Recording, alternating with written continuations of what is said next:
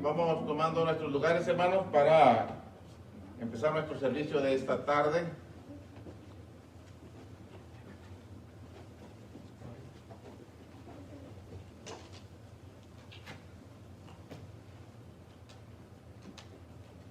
Dios les bendiga a cada uno de ustedes. Qué bueno que Dios nos permite una oportunidad más para estar reunidos como iglesia y seguir estudiando su palabra. El hermano Ricardo y la hermana Gaby siguen fuera de la ciudad. Entonces, hoy cumpleaños la hermana Gabriela, ayer cumplió años Ricardo y Eva también cumpleaños hoy, ¿no? Ok. A todos felicidades, Dios los bendiga. Que Dios los bendiga. Y bueno, hermanos, recuerden ustedes que estamos teniendo, a partir del lunes pasado tuvimos nuestra primera clase por Zoom de interpretación de las escrituras o hermenéutica, y bueno, esta primera fue meramente teórica, la próxima será más práctica, pero les invitamos a que puedan estar. Dentro de los anuncios que tenemos en cuanto a nuestros hermanos, pues gracias a Dios se están recuperando de la crisis de salud que tuvieron en su momento. Y bueno, la hermana Elida está pidiendo las oraciones de la iglesia en virtud de que ciertamente ya salió del problema del virus, pero tiene otras situaciones de salud también. Y bueno, oremos porque nuestra hermana esté bien. Igual nuestra hermana Alicia había estado teniendo algunos problemas también. Oremos para que pronto se recuperen y estén con nosotros, hermanos. Vamos a orar. Marcos tiene los cantos para esta tarde y luego continuamos con la clase de la carta a los Colosenses, la carta escrita por el apóstol Pablo desde la cárcel romana para nuestros hermanos en la ciudad de Colosas, y que hablan acerca de la preeminencia de Cristo, la superioridad de Cristo, y bueno, que ahora también tiene aplicación a nosotros en información y en práctica. Así es de que prestemos atención, vayamos a los textos que vamos estudiando. Vamos despacio, pero la idea es tratar de sacar la información, no toda la que tiene, porque tiene más de lo que yo puedo ver en las escrituras, pero lo que podemos encontrar y la aplicación inmediata que tiene para nuestras vidas, bueno, vamos haciéndola en la medida que vamos avanzando. Hoy vamos a estudiar el verso 20, el verso 23, así es de que ya después pasamos a otro aspecto de que el apóstol Pablo trata en esa carta. Así es que les invito a que vayamos a Dios en oración y luego el hermano Marcos pasa y nos dirige los cantos. Oramos. Amoroso Dios y Padre, estamos agradecidos con usted porque hemos tenido buenas noticias de nuestros hermanos que habían estado con algunos problemas de salud y que se han venido recuperando. Le damos gracias por ello. Gracias, Señor, por su intervención, porque sabemos que es su misericordia, su voluntad la que se hace siempre, y nos acogemos a ella, aceptamos cualesquiera que ésta sea. Y le agradecemos por todas las cosas que nos concede a través, día con día y a través de nuestra vida. Padre, le agradecemos que le permite al hermano Ricardo, a la hermana Gabriela cumplir años, y le pedimos que les bendiga ahorita que están con su familia, que los cuide y que cuando estén de regreso puedan regresar sin ningún problema. Que siga bendiciendo a nuestros hermanos Hernández en su recuperación, a nuestro hermano José Luis Rangel también, a nuestro hermano Javier Fernández, a la hermana Élida, a la hermana María Vega, a nuestra hermana Alicia Morales también, que los bendiga, Padre. Y a cada uno de los hermanos por quienes hemos estado orando y familiares de nuestros hermanos que han pedido las oraciones, le pedimos, Señor, que usted intervenga. Usted sabe mejor quiénes son y la necesidad que viven, sea de salud, sea económica, en su familia, en sus luchas con las tentaciones de este mundo, cualesquiera que sean nuestras necesidades. Le pedimos que usted nos favorezca con su ayuda, su presencia y que nos dé sabiduría para saber manejarlas, Padre. Ayúdenos para que al tiempo que estudiamos esta carta, estudiamos siempre su palabra, podamos encontrarle aplicación, que la tiene, pero que podamos encontrar aplicación a nuestras vidas personales, en nuestra vida diaria. Te lo pedimos, Padre, y le damos gracias por todas sus ricas bendiciones. En el nombre de Cristo Jesús. Amén. Amén.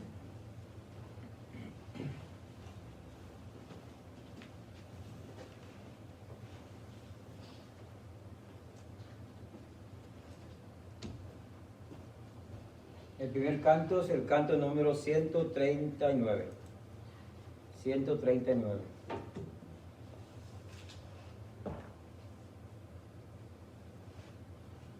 ¿Están listos? Entonemos. Al que en busca de la luz vague ciego y con temor, lo recibe el buen Jesús en los brazos de su amor. Volveremos a cantar, Cristo acoge al pecador, claro hacerlo resonar. Cristo acoge al pecador, a sus pies descansarás, ejercita en él tu fe, de tus males sanarás. A Jesús tu amigo ven, volveremos a cantar, Cristo acoge al pecador, claro hacerlo resonar. Cristo acoge al pecador,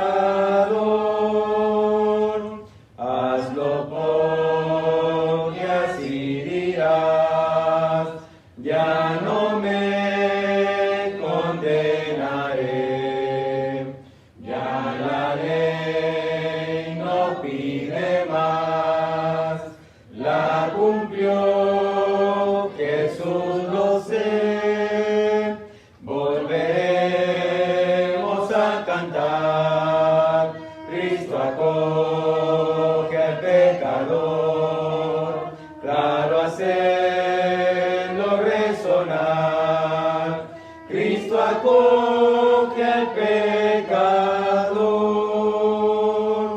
acoger te prometió, date prisa en acudir. Necesitas como yo vida que Él te hará vivir. Volveremos a cantar, Cristo acoge al pecador, claro hacerlo resonar. Cristo acoge al pecador. Himno número 135. 135. ¿Y están listos? Entendemos. La merced de nuestro Padre es un faro en su brillar. Él nos cuida y nos protege con las luces de alta mar. Mantener el faro ardiendo, arrojar su luz al mar, que si hay naftas pereciendo, los podréis así salvar. Reina noche de pecado, airada le llama, almas hay que van buscando esas luces de alta mar, mantener el faro ardiendo, arrojar su luz al mar, que se hay gautas pereciendo, los podréis así salvar. Ten tu lámpara encendida, que en la tempestad habrá algún náufrago perdido, y tu luz le salvará. Mantener el faro ardiendo, arrojar su luz al mar, que si hay náufragos pereciendo, los podréis así salvar. 171.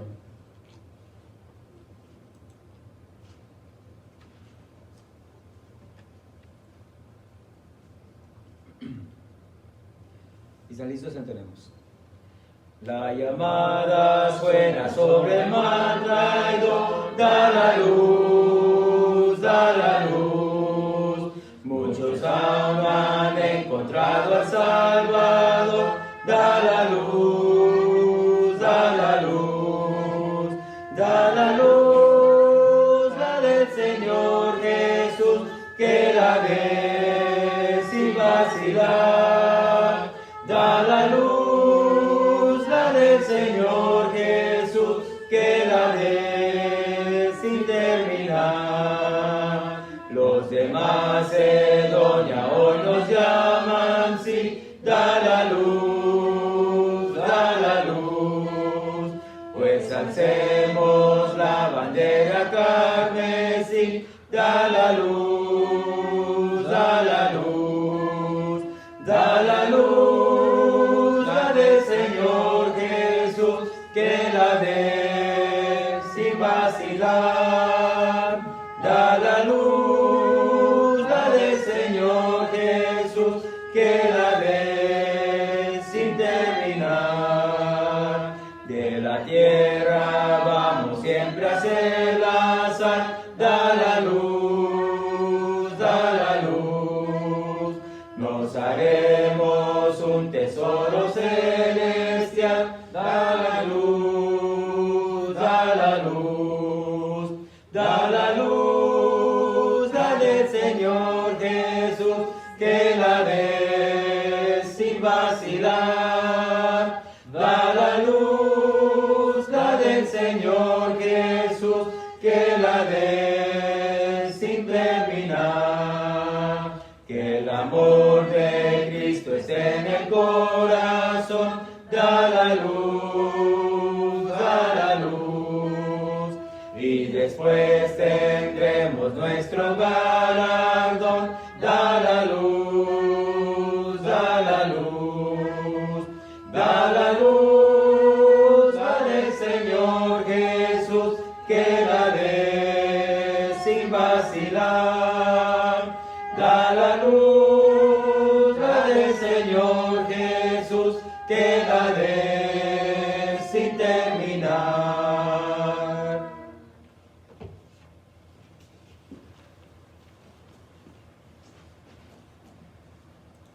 Muy bien, hermanos, ahora sí abramos nuestras Biblias ahí en la carta a los Colosenses, capítulo 1.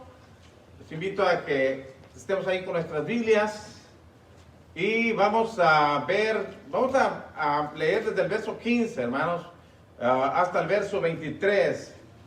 Y aunque, como les decía, solamente mencionaremos algunas cosas que hemos visto desde el verso 15, para después abordar el verso 20 en adelante.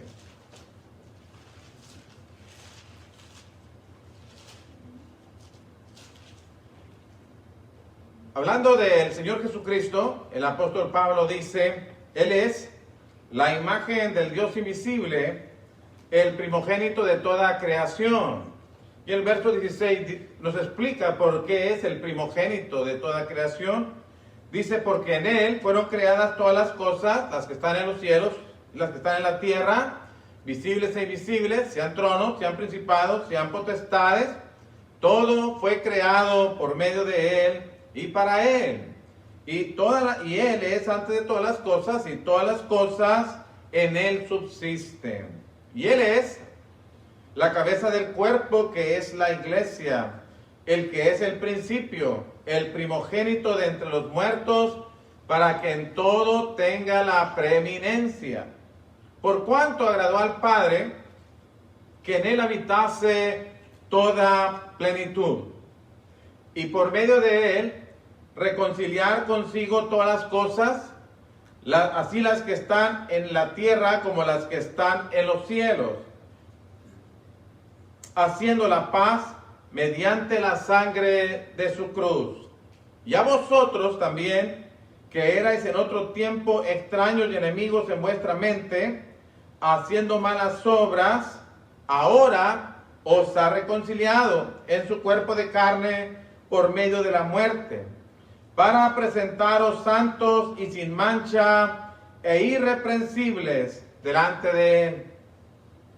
Si en verdad permanecéis fundados y firmes en la fe, y sin moveros de la esperanza del Evangelio que habéis oído, el cual se predica en toda la creación que está debajo del cielo, del cual yo, Pablo, fui hecho ministro.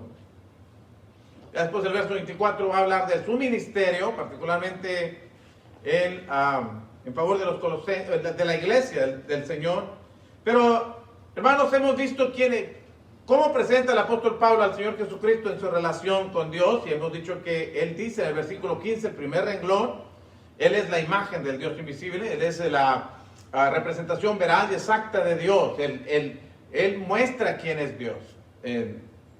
Y además que Él es el primogénito de toda creación, y no que es la primera cosa creada, como algunos equivocadamente enseñan, deliberadamente lo hace, conscientes de que no dice así el texto, no está esa palabra que ponen entre corchetes en la traducción del Nuevo Mundo, no está esa palabra en el idioma original de los manuscritos. Sin embargo, lo ponen para que su doctrina pueda tener apoyo. Cuando dice, y Él es antes de todas las otras cosas. Y todas las otras cosas. No, las otras no. Él es antes de todas las cosas. Pero al mismo tiempo, el verso 18 dice, y Él es la cabeza del cuerpo, que es la iglesia. Cristo es el que tiene toda la autoridad. Ya usted lo puede leer en Mateo 28, 18. Lo puede ver en Colosenses 3, 17. Y lo puede ver en otros textos. Y además es el principio de la iglesia, y Él es el primogénito entre los muertos, el primero que murió, no es el primero que murió y resucitó, pero sí el primero que murió y resucitó para no morir otra vez, con un cuerpo glorificado para ir al cielo. ¿Y para qué es todo esto? ¿Para qué todo esto? Dice el texto en el verso 18, para que en todo tenga la preeminencia, la superioridad, para que esté por encima de todo. Él es mayor que todo, Él es el soberano de los reyes de la tierra. Y esto está en perfecta armonía con Dios, según el verso 19. Esto que Cristo está en perfecta armonía con el Padre, por cuanto agradó, dice el texto, al Padre que en Él habitase toda plenitud. Es decir, no hay conflicto, no hay celos entre el Padre y el Hijo porque son iguales en naturaleza.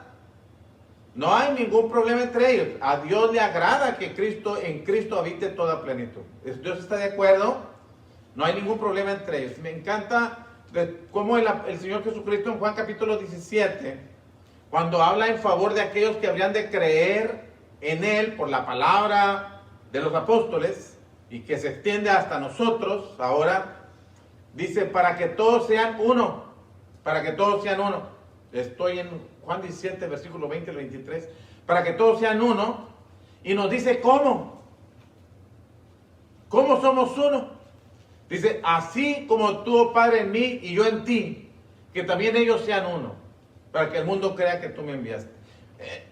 Bueno, no es el tema aquí, no es el tema, pero lo que quiero que veamos es que entre ellos no hay, hay una unidad en trabajo, no solamente en naturaleza, hermanos, pero también en trabajo, en propósitos, en planes. Y hay una armonía perfecta entre ellos. Y también quería que nosotros podamos ser uno. No somos una persona, pero sí podemos ser uno en armonía, y en propósito, y en trabajo, y en planes. Y la iglesia puede ser uno, para que sean uno, como tú, Padre mío, en ti, para que el mundo crea, porque ese es el propósito. La diversidad de religiones, de grupos religiosos, hermanos, solamente genera confusión en la gente que en algún momento se interesa por buscar de Dios. Pero en este caso, estoy pensando en aquellos que piensan que el Padre y el Hijo son dos cosas, uno es mayor que otro y que uno es creado y el otro no es creado. No, el texto dice para que en él agradó al Padre que en Cristo habitase toda plenitud. Usted lo va a ver en el capítulo 2, verso 9, que en Cristo habita corporalmente toda la plenitud de la deidad. O sea, todo lo que Cristo es el Padre. Todo. Vamos a llegar a ese texto, pero quiero que vean eso. Cristo tiene todo, las cualidades de Dios. Y esto está, como les decía, en perfecta armonía con el Padre. No hay ningún conflicto en ellos.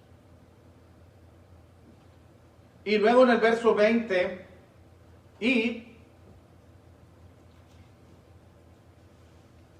esta conjunción de por medio de él, reconciliar consigo todas las cosas, así las que están en la tierra como las que están en los cielos, haciendo la paz mediante la sangre de su cruz. Bueno, no solamente le agradó al Padre que en Cristo habitase toda plenitud, sino que también le agradó al Padre que en Cristo Jesús, que por medio de Cristo Jesús, se pudieran reconciliar todas las cosas que están, déjenme, lo leo literalmente así, reconciliar todas las cosas, así las que están en la tierra como las que están en los cielos. Y esta reconciliación viene haciendo la paz mediante la sangre de su cruz. En otras palabras, hermanos, cuando habla de reconciliar, los únicos seres sobre la tierra que necesitan reconciliarse con Dios son los seres humanos. Somos nosotros los hombres. Nadie más. Entonces está hablando de nosotros, está hablando de que el ser humano necesita reconciliarse con Dios. ¿Y quiénes necesitan reconciliarse? Bueno, hablándolo en términos humanos y en nuestro tratar con Dios, se busca reconciliar dos que están en conflicto. Y en este caso, hermanos, nosotros nos hemos hecho, el versículo 21 dice, y a vosotros también que erais en otro tiempo extraños y enemigos en vuestra mente, haciendo malas obras, ahora os ha reconciliado. Eso es lo que quiero que veamos. Quiero que veamos primero, el apóstol Pablo nos presenta tres tiempos en la relación del humano, en la condición del hombre en su relación con Dios. Nos presenta tres tiempos. El cómo estábamos antes, el cómo estamos ahora, hablando de cristianos, y cuál es el plan en el futuro. ¿Qué es lo que se pretende? ¿Cómo estábamos? ¿Cómo estamos? ¿Y qué es lo que se espera de nosotros para cuando Jesucristo venga? ¿Y qué es lo que se espera de nosotros cada día hasta que Cristo venga? Pero antes de eso, primero quiero que veamos, hermanos, la realidad del pecado y sus consecuencias. Quiero que veamos que pecar no es una cosa ligera, no es algo que, bueno, todo el mundo lo hace. Bueno, pero no deja de ser el pecado quien es. y las consecuencias que tiene. El pecado, hermanos, en este texto nos menciona que nos constituye, primero es una rebeldía contra Dios. Pecar es una rebeldía, es una declaración de rebeldía contra Dios. Y además, al tiempo de que pecamos, cuando estamos en el ejercicio de practicar el pecado, nos constituimos enemigos de Dios. Estamos en una condición de enemistad con Dios, y esa enemistad la generamos nosotros, la iniciamos nosotros y la conservamos nosotros. No porque Dios ha sido alguien que ha sido muy molesto y enojado y no quiere buscar ninguna reconciliación con nosotros, sino que nosotros hemos generado esa situación. La provocamos y la conservamos. Porque nosotros fuimos los que pecamos, no dice eso la Escritura. Déjenme presento dos textos solamente, hermanos. Primero Juan capítulo 3, verso 4. El pecado, y además es algo que uno hace, según el texto, el mismo texto que estamos leyendo, en el verso 21, el pecado no es algo con lo que uno nace, sino es algo que uno hace consciente, deliberadamente. Dice 1 Juan 3, 4, todo aquel que comete pecado infringe también la ley, pues el pecado es infracción de la ley. Lo primero que usted ve es que todo aquel que comete pecado, en la Biblia no habla de todo aquel que nace con pecado, todo aquel que nació en pecado, siendo pecador. No. Es cometer es el acto deliberado. Es una decisión personal, pecar. Y todo aquel que comete pecado infringe también la ley, pues el pecado es infracción a la ley. E infringir la ley es convertirte en un delincuente espiritual, un criminal espiritual que expresa una rebeldía, una inconformidad y una abierta rebeldía contra Dios cuando haces lo que sabes que no debes hacer. Y al estar en esa condición, al permanecer en esa condición, pues nos constituimos enemigos de Dios. Nosotros lo hicimos, nosotros lo empezamos. Y estoy pensando en, ¿qué les gusta? Santiago capítulo 4, versículo 4. Santiago capítulo 4, versículo 4, la Escritura dice, oh almas adúlteras, ¿no sabéis que la amistad del mundo es enemistad contra Dios? Cualquiera pues que quiera ser amigo del mundo se constituye enemigo de Dios. Se constituye enemigo de Dios. Él decide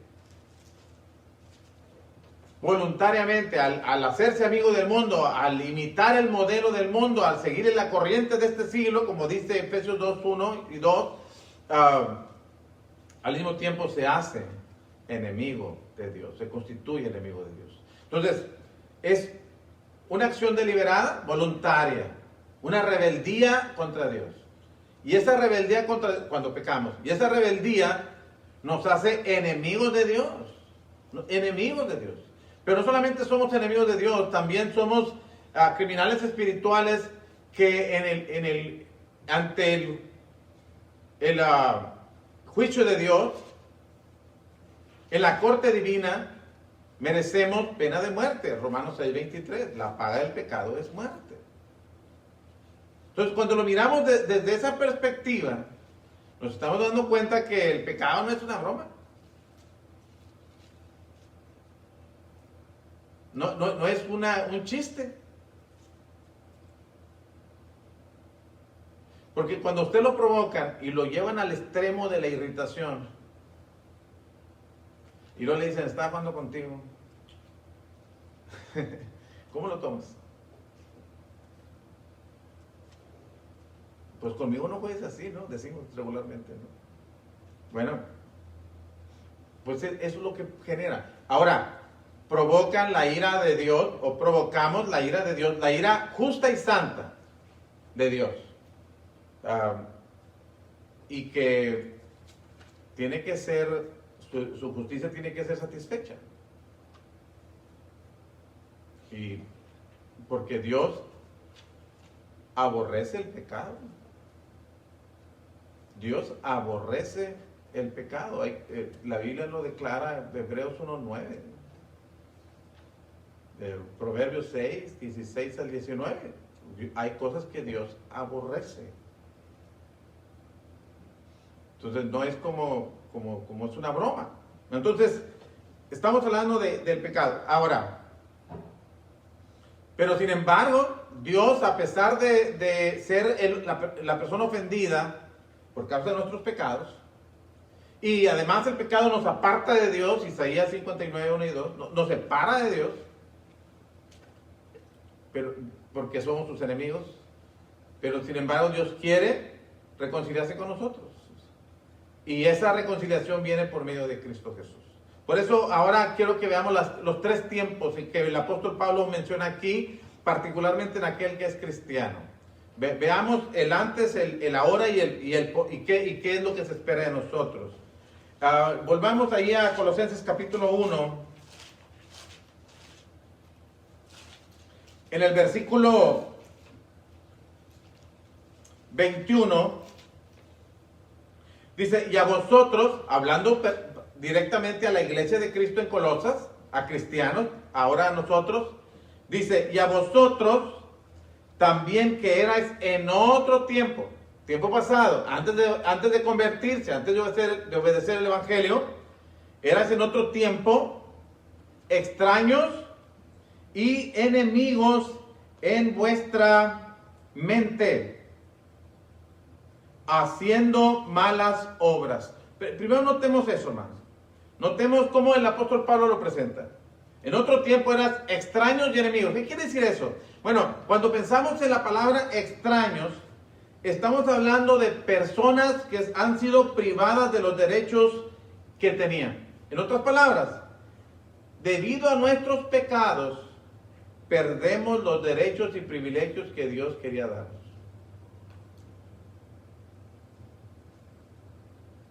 Por eso somos extraños, perdemos los privilegios. Es como cuando Romanos 3:23 dice, por cuando todos pecaron, están destituidos de la gloria de Dios. Dios quería darnos gloria, pero por causa de nuestros pecados, perdemos ese privilegio. En ese sentido somos extraños. Pero enemigos, ya lo dijimos, el pecado es una guerra declarada contra Dios, hermanos. No, este no va a ser una broma, no, Dios no lo está mirando así, es una guerra declarada contra Dios cuando nosotros deliberadamente pecamos contra Él. Ya lo dijimos, Santiago capítulo 4, versículo 4. Entonces, nos constituimos enemigos de Dios por causa de nuestros pecados. Sin embargo, y ahora, ¿cuál es la raíz de esa condición de ser extraños y enemigos? Dice, ¿dónde está el fundamento de eso? Dice, en vuestra mente. Porque nuestra mente es la que nos lleva a tomar las decisiones que después se traducen en prácticas. Prácticas que pueden ser buenas, pueden ser malas. Y en este caso estamos viendo prácticas pecaminosas. Lo pensamos. Todo lo viene de nuestras decisiones, de nuestros pensamientos. Y por eso el apóstol Pablo dice que éramos extraños y enemigos en nuestra mente. ¿Cómo es eso? Haciendo malas obras. Haciendo malas obras. No naciendo con malas obras. No, tú las decidiste. Tú las decidiste. Yo las decidí. Entonces, sin embargo, el mismo texto dice, ahora, eso era antes de obedecer el evangelio, pero una vez que lo obedecieron, la última parte del verso 21 dice, ahora os ha reconciliado. Antes estabas así, es una condición pasada, pero ahora hemos sido reconciliados. ¿Cómo así? ¿Cómo es esto? ¿Cómo fue la reconciliación? Dice el verso 22, en su cuerpo de carne, por medio de la muerte, para presentaros santos y sin mancha e irreprensibles delante de Él. ¿Cómo fue eso? Bueno, por medio de la muerte de nuestro Señor Jesucristo. Cristo en la cruz del Calvario no solamente, como dice Colosenses 2:14, bueno, lo vamos a ver más adelante, anuló el acta de los decretos que nos era contraria, quitándola del medio y clavándola en la cruz. Sino también, como dice el versículo 15, triunfando sobre los principados y potestades en la cruz, venciendo al diablo y a sus huestes.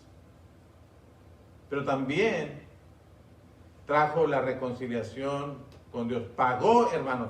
No solamente en la cruz del Calvario Cristo estaba pagando, estaba recibiendo toda la ira justa de Dios, todo el castigo justo que merecíamos nosotros en su propia persona. Hemos leído Isaías capítulo 53, versículo 4 al 6, que todos nos descarriamos como ovejas, cada cual se fue por su camino, pero Dios cargó en él el pecado de todos nosotros. Para que nosotros no tuviéramos que pagar por nuestros pecados, Cristo lo pagó. Y dice, en su cuerpo de carne. Bueno, porque Cristo cuando estaba en el cielo, no tenía una carne, no estaba en carne para poder sufrir por nosotros. Entonces tuvo que hacerse carne para venir a esta tierra y hacer la obra que hizo y después morir en la cruz del Calvario por nosotros. Por eso usted puede leer allá en Hebreos capítulo 10, cuando habla de sacrificios y holocaustos no quisiste, mas me preparaste cuerpo. He aquí que vengo, Dios, para hacer tu voluntad, quítalo primero para establecer esto último. Y en esa voluntad, dice, somos santificados. ¿Okay? Entonces, todo eso estaba contemplado, hermanos, Hebreos capítulo 10, en el versículo 4 al versículo, hasta el versículo 10, ¿no? Porque la sangre de los toros y los machos cabríos no puede quitar los pecados. Entonces dice, bueno, ¿no te agradaron? Me preparaste cuerpo. Y ya, ahora sí, vengo Dios para hacer tu voluntad. Y en ese sacrificio del Señor Jesucristo es que nosotros somos reconciliados con Dios. Y es interesante eso, porque no solamente somos reconciliados en el sacrificio de Cristo, no solamente se efectúa una reconciliación con Dios, también se lleva a cabo una reconciliación entre dos grupos, entre dos razas, que por años vivieron en conflicto, pero que en el sacrificio de Cristo se quitó esa pared de separación para que hubiera de dos pueblos uno haciendo la paz. Estoy pensando en Efesios capítulo 2, hermano. Ve conmigo Efesios capítulo 2.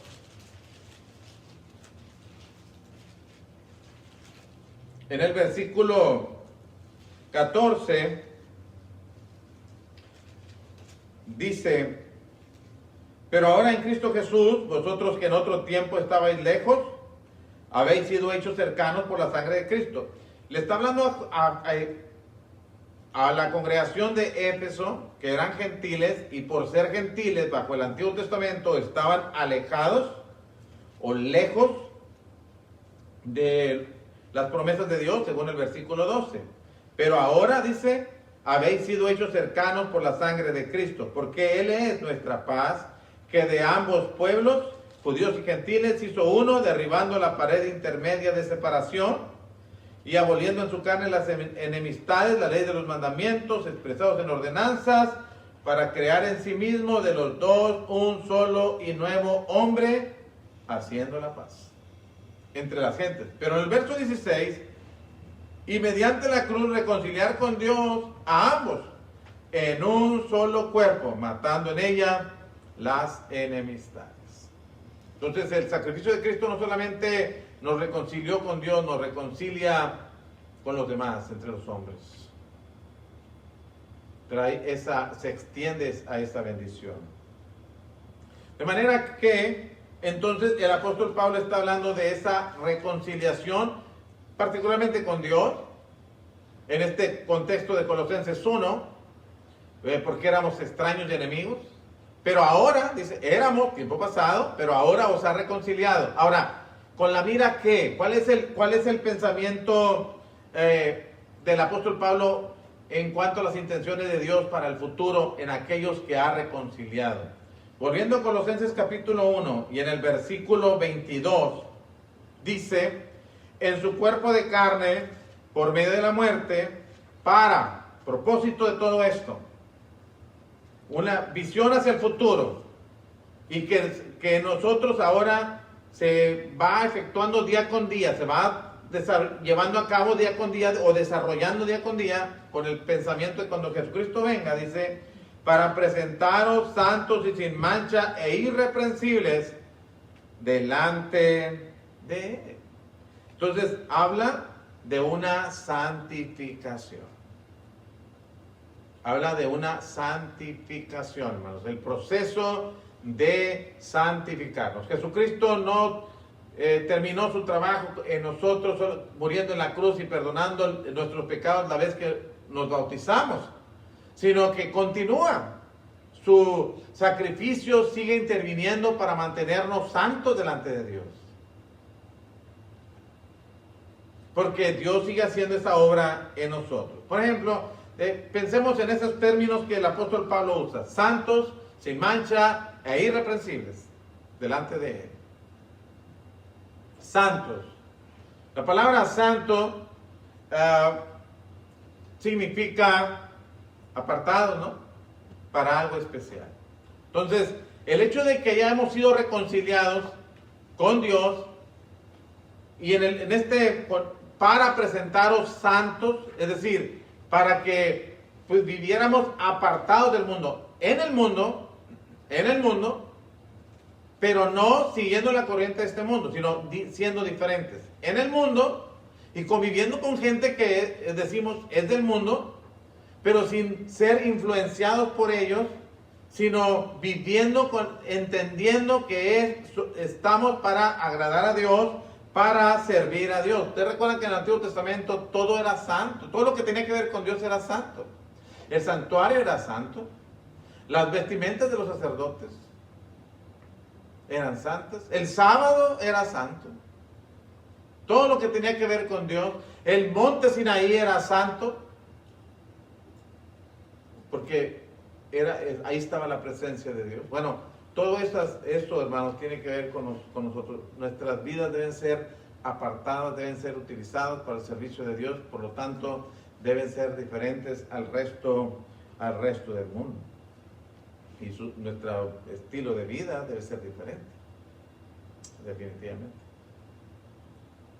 Santos y sin mancha. ¿Cómo puede alguien vivir una vida sin mancha? Y esto nos hace otra vez, son términos que se utilizaban en el Antiguo Testamento para hablar de cosas santas, otra vez como el santuario y todas las cosas. Todos los utensilios del santuario eran santos. Pero cuando hablamos de sin mancha, ¿a qué les viene a la memoria en cosas del Antiguo Testamento? ¿Qué es lo que se pedía que fuera perfecto, que fuera sin mancha? El sacrificio, los sacrificios. Los sacrificios se pedía que el animalito fuera sin defecto, que fuera sin mancha, que fuera propio para ofrecerse en sacrificio a Dios. Bueno, esa debe ser nuestra mentalidad, que nuestras vidas deben ser de tal manera que puedan ser ofrecidas en sacrificio a Dios. Unas vidas que son ofrecidas para gloria de Dios. Agradables. ¿No dice Romanos 12:1 así? Presentad vuestros cuerpos en sacrificio vivo, santo, agradable a Dios, que es vuestro culto racional. Esa es nuestra manera de adorar a Dios.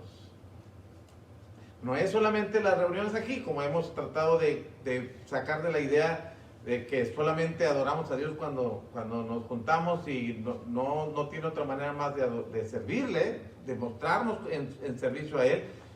Toda la vida, hermanos. Toda la vida. Bueno, nosotros no solamente debemos ser santos en cuanto a que somos apartados, solamente sin mancha, en cuanto a que debe ser una vida tan pura que puede ser ofrecida en sacrificio a Dios. ¿Recuerdan ustedes que en el libro de Malaquías, por ejemplo, Dios reprendía que le ofrecían el animal ciego y el cojo? Y Dios les dijo, miren, llévenselo a sus príncipes a ver si se agradará de ellos. ¿Verdad que no? Bueno, no. Bueno, entonces ustedes me dan lo que ustedes no quieren, ni los príncipes quieren, ni nadie quiere. Entonces dicen, Dios seguramente lo va a querer. Así era. Entonces, esto es lo que Dios estaba reprendiendo en el tiempo de Malaquías, unos 400 años antes de que Jesucristo viniera. Bueno, Dios quiere algo que cuando yo haya hecho todo y haya invertido mi tiempo en todo y haya gastado mis energías en todo y haya acabado con mi juventud en todo, entonces le voy a servir a Dios. Bueno, ok. Bueno, ok. Cuando haya gastado mi dinero, pagado esto, pagado lo otro, pagado aquello, entonces, si algo sobra, ok. Bueno, preguntémonos si nuestros sacrificios a Dios son santos y sin mancha. E irreprensibles. Santos, apartados del mundo, sin mancha, una vida que es dedicada a Dios, digna de ser ofrecida a Dios. E irreprensibles. Irreprensibles. ¿Alguien puede ser irreprensible? Sí. Viene a mi memoria parte de este texto, otros dos textos que mencionan la palabra irreprensible. Pablo le dijo a los corintios, por ejemplo, que ellos podían ser irreprensibles para cuando Jesucristo viniera. 1 Corintios capítulo 1, versículos 7 al 9. Los ancianos deben ser irreprensibles. 1 Timoteo capítulo 3, versículo 1 y 2. Irreprensibles. ¿Qué significa eso? ¿Que nunca pecas? No. Que vives una vida que no puede ser acusada de pecado delante de Dios.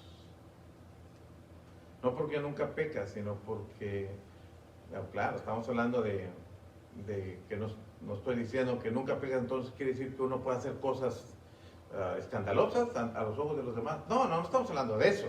Estamos diciendo que se nos escapa de repente algo, tenemos alguna situación, quedamos ante los ojos de los demás mal parados. En un momento te irritaste y te viste mal. Bueno, cosas como esas estoy hablando. Pero que le pedimos perdón a Dios y Dios nos perdona. Estoy pensando en 1 Juan capítulo 1, versículo 9. Si andamos en luz como Él está en luz. Bueno, ese es el verso 7. Si andamos en luz como Él está en luz, tenemos comunión unos con otros y la sangre de Jesucristo, su Hijo, nos limpia de todo pecado. Es el verso 7. El verso 9 dice, si confesamos nuestros pecados, Él es fiel y justo para perdonar nuestros pecados y limpiarnos de toda maldad. Así uno puede ser irreprensible. Ahora, podemos decir, bueno, nadie puede ser irreprensible. Pues mi hermano, déjeme decirle algo. Cuando Jesucristo venga, porque el texto dice que santos y sin manchas e irreprensibles delante de Él, quiere presentárselo así. Hay un texto donde dice que cuando Jesucristo venga va a venir a buscar una iglesia santa y sin mancha. Ya, sí hay. Efesios capítulo 5, versículo 25 al 27. Y si no somos esa iglesia, pues no vendrá por nosotros. Efesios capítulo 5, versículo 25 al 27 dice: maridos, amad a vuestras mujeres, así como Cristo amó a la iglesia y se entregó a sí mismo por ella, para santificarla. Lo que estamos hablando. el proceso de la santificación. Para santificarla, ¿con qué propósito? Habiéndola purificado en el lavamiento del agua por la palabra, ¿con qué propósito? ¿Con qué fin? En el verso 27. A fin de presentársela a sí mismo una iglesia gloriosa, que no tuviese mancha, ni arruga, ni cosas semejantes, sino que fuese santa y sin mancha. O sea, no viene por algo que parece que es, pero no es. No, viene por... Y si yo no lo soy, pues usted tiene la respuesta. Santo y sin mancha delante de Él. Así quiere vernos. Y así espera vernos cuando venga.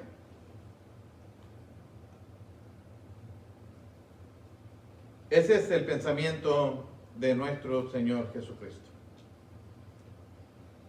¿Qué es lo que se requiere para que...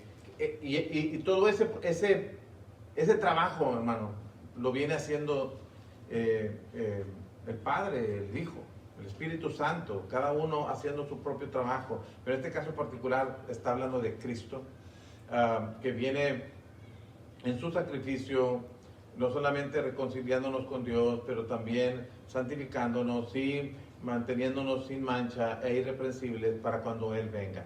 ¿Qué es la parte que a nosotros nos corresponde? Porque eso es condicional. Eso es condicional. Porque hay una doctrina del universalismo. Es decir, que cuando el texto dice que Cristo murió por todos, entonces ya murió también por mí. Entonces, ¿ya estoy listo? No. Es condicional. Es condicional. Note el verso 23. Volviendo a Colosenses 1. Si es verdad, sí. La palabra sí es condicional. Está poniendo un requisito que te condiciona para que puedas ser la persona que se espera aquí. Si en verdad, ¿cuál es la parte que usted tiene que hacer? ¿Cuál es la parte que yo tengo que hacer? Si en verdad permanecéis fundados y firmes en la fe y sin moveros de la esperanza del evangelio que habéis oído, el cual se predica en toda la creación que está debajo del cielo, del cual yo, Pablo, fui hecho ministro. Hermanos, Cristo espera de nosotros constancia. Espera de nosotros fidelidad. Si no, todo su propósito no podrá ser cumplido.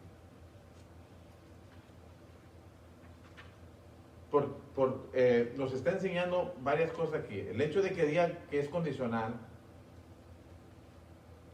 al mismo tiempo nos está diciendo también la posibilidad de perder la salvación. La posibilidad de no alcanzar la esperanza, como dice el versículo, y sin moveros de la esperanza del evangelio que habéis oído. Y hay textos que lo enseñan. ¿Qué les gusta? Hebreos capítulo 2, versos del 1 al 4. Particularmente 1 y 2. ¿Qué les gusta? Segunda de Pedro, capítulo 2, versículos 20 al 22. O sea, nos habla de perder la salvación en estos textos por apartarte. Sea porque te vas al mundo, o sea por una falsa enseñanza que practicas.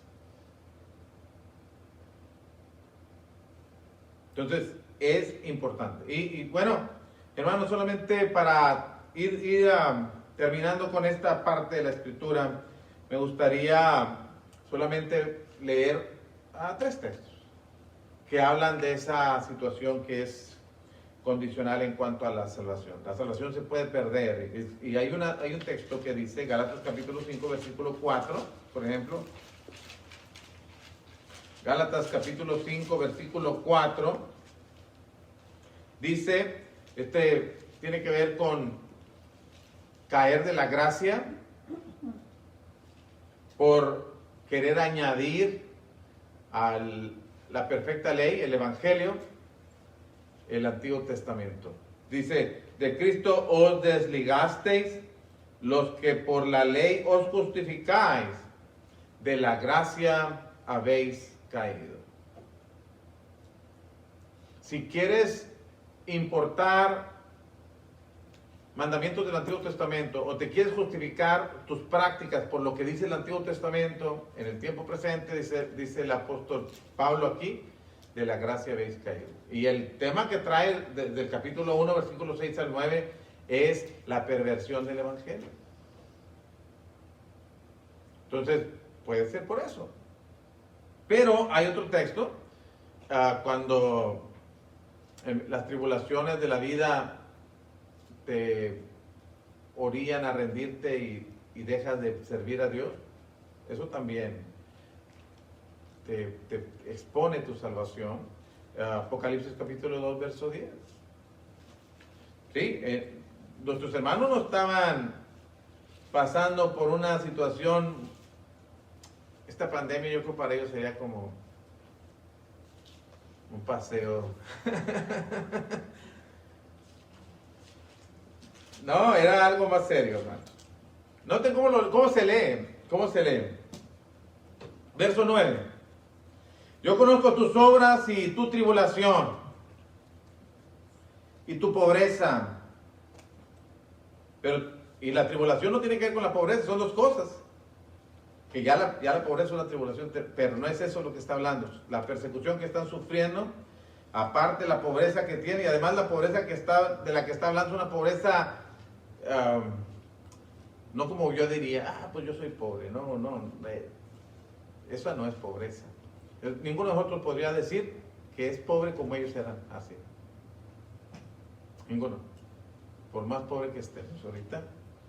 Dice, y tu pobreza, pero tú eres rico. Y la blasfemia de los que se dicen ser judíos y no lo son, sino sinagoga de Satanás. Ya están sufriendo. Están siendo tribulados, están batallando en su economía. Pero el verso 10 les anuncian, pero viene más. Viene más. Por eso dice, no temas en nada lo que vas a padecer. Vas a padecer. No dice, no temas en nada lo que estás padeciendo, como si se refiere a lo que ya están viviendo, sino que esto tienes, pero viene más. No temas en nada lo que vas a padecer. Aquí el diablo echará a algunos de vosotros en la cárcel para que seáis probados y tendréis tribulación por 10 días. Y luego se les dice, sé fiel hasta la muerte, y yo te daré la corona de la vida. Siempre pienso en eso cuando, hermanos, cuando nos quejamos por cosas muy triviales, demasiado triviales. Oh, hermano, es que no tenía la camisa planchada. ¿Cómo? No me digas eso. Que bueno, es que tantas cosas que mejor ni las deberíamos de decir.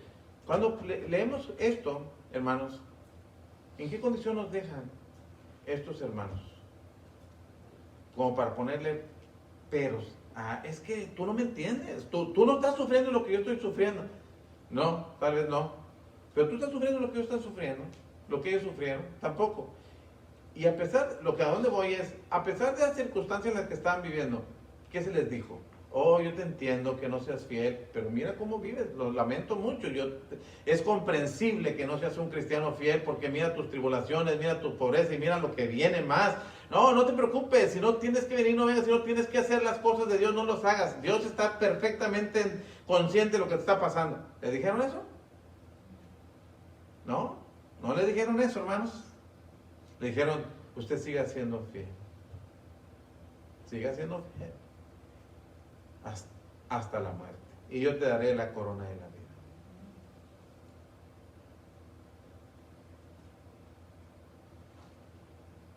Ni ellos en esa condición se les justificaba su infidelidad. Si lo miráramos así. O a ellos, en medio de esa condición, se les pidió, manténgase firme y sin fluctuar. Es que tú no me entiendes. No. Y de verdad a veces no entiendo. Porque, ¿cómo te entiendo? ¿Me entiende? A veces, ¿cómo te entiendo? Se necesita pensar en estos casos para que podamos decir, bueno, ¿cómo le hacemos? Y ahora, es que es mucha demanda. Bueno, si estamos viendo lo que costó la reconciliación, con lo que Dios me está pidiendo, piense usted, ¿es mucho lo que me está pidiendo comparado con lo que ya hizo por mí?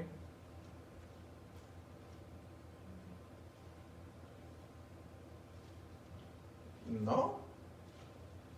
Entonces, por eso es condicional. No porque Dios está exigiendo algo que Él no ha hecho. Ya hizo más que nosotros.